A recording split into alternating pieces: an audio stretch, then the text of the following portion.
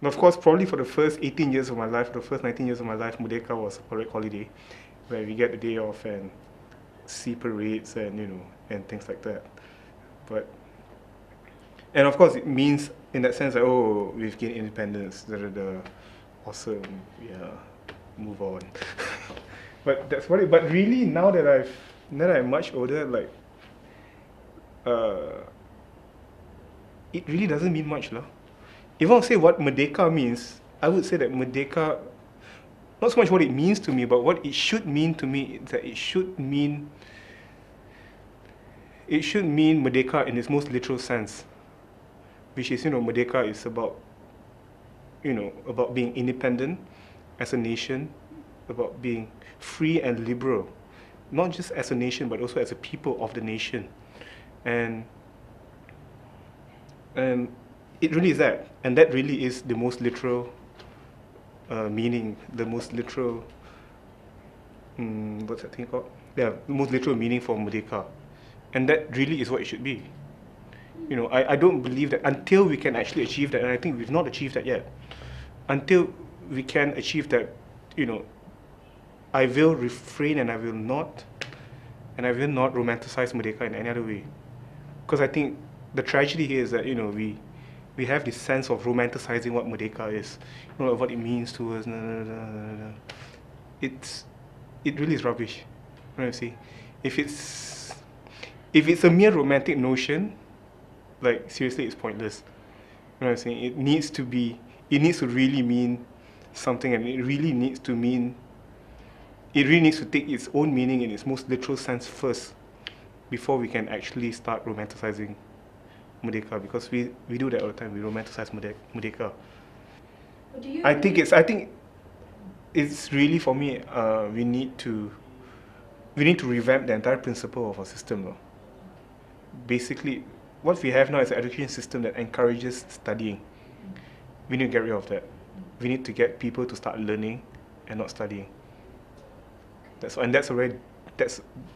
two extremely different concepts, learning and studying. We don't, myself, having gone through 11 years of the system, really feel that I've not learned a single thing in school. I've studied a lot, definitely, but I've not learned a single thing. So I think that principle needs to change. Yeah, I love one of my favorite bits about tertiary education. I went to a private college after a bit later in my life to do like a diploma in mass communications, and what I really enjoyed about college was that that it really was about me displaying my understanding and my ability to develop concepts, and I thoroughly enjoyed that because I have a really bad memory. I can't remember shit, but I'm really good with concepts. So for me to be able to just to do that, and to do that usually involves a lot of thinking. That really excites me, and I think it actually is in place. Actually, we have that in our tertiary education system, which is a reason why a lot of people actually find it very difficult to move on to a university system, because we're so used to just to studying, memorize, regurgitate, that when we are forced into an environment where we have to think, we suffer. We just suffer because we are not trained for that. And I think we already have that. We just have to move it to a much earlier phase in the lives of like kids and young people. As much as we don't like what's going on, it happens. The fact that that there's unequal opportunities among the different races, it happens. You know what I'm saying? It's like, for me, like my first experience of really experiencing racism. I mean, I grew up in a super multi-ethnic sort of environment. Most of my friends were Malays. I have a few Chinese friends and all, and some Indian friends. Some Indian friends because population is quite small, so comparatively a lot less love. but yeah, so I grew up in an extremely like a really good mix of just various people. You know what I'm saying? Like I speak more Malay than I would speak Chinese, in that sense, and yeah, all is fine and dandy, but you will come, but like it or not, we would come to a point where we realize that, oh my God, there's a serious problem. You know, like, especially when we were like 16 or 17, or Form 4, Form 5. You know, when you start to think what you're going to do after SPM. And you can really feel that reef, not so much of like competition between like the different races, because you know, you feel like, oh my God, like, chances are I can't go to public uni lah. And it's very real. It's very, very real. You know, it's not that we do not want to respect the special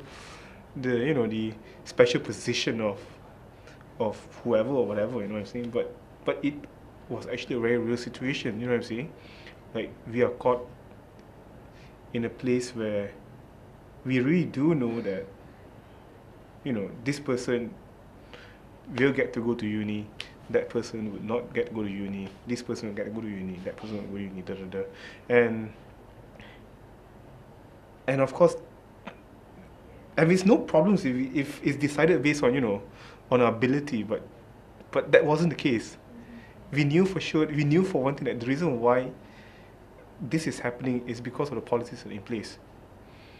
And you cannot blame people for being upset at what's going on, because, you know, these are as a result of policies, you know, that separate, that, you know, that sort of like provide special privileges to various parts of the communities. You know, you really feel that, you really, in that way, sense, like, you feel, excuse my French, you really feel fuck. Yeah, in that sense, you know, because it's not fair. It's not fair. Like, don't talk to me about this non-existent social contract that was drafted in 1957. There was no such thing. You know what I say? All I knew was that, you know, like, we have a constitution that states that, you know, like, everybody should be treated fairly and equally. And when you don't see that happening, and when the entire backbone of the country, when your economic policies, when your education policies, when your social policies all depend on that, it's very difficult to get people to actually come together and like be really proud of being a multi-ethnic country. It ain't gonna happen. It ain't gonna happen. It sounds seditious, but that really is the case.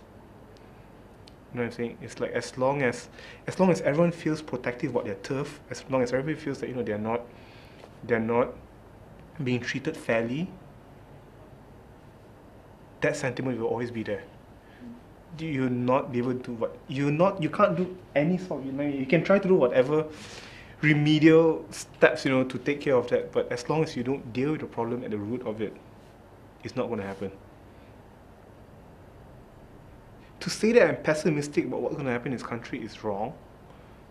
I've always felt that the way I feel about the country is that I'm always optimistic about the country, but I'm highly cynical. I'm highly cynical in that sense because you know, you cannot help but feel that lah. You know what I'm saying? All the things you see, all the things we hear, I mean, all the nonsense that goes on and all that kind of thing. And if you can actually plot, if you can, you know, draw like a graph, you know what I'm saying, of nonsense versus time, and if you extrapolate that 10 years down the line, it really feels like we're just going up in terms of nonsense over time. Because really, 10 years ago, we didn't have all this nonsense. We really did not have a lot of this nonsense that we had 10 years ago now.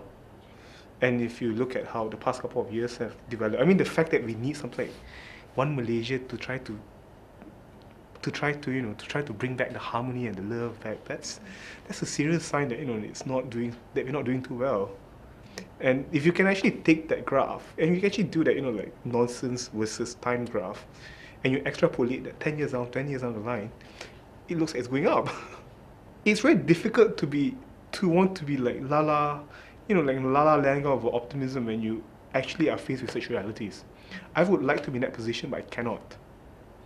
Because for me to do that, for me to jump into this blind optimism would only mean that I totally approve of what's going on right now.